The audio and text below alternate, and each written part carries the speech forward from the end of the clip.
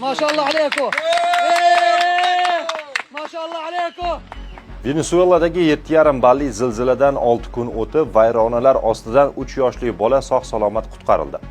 Kliber Moran ismli bolakayni iordaniyalik qutqaruvchilar La Guaira shtatidagi vayronalar ostidan olib chiqqan.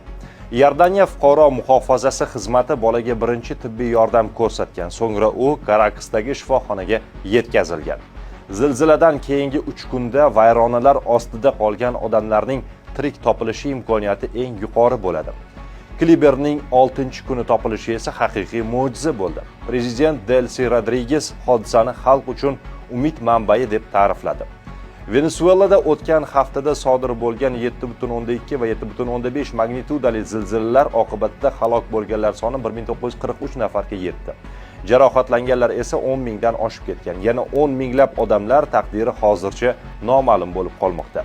NASAning dastlabki baholashiga ko'ra, kuchli yer silkinishlari taxminan 58 mingdan ortiq binoga zarar yetkazgan yoki ularni butunlay vayron qilgan. Hozirda butun dunyodan kelgan minglab qutqaruvchilar o'rgatilgan itlar va og'ir texnikalar yordamida qidiruv ishlarini davom ettirmoqda.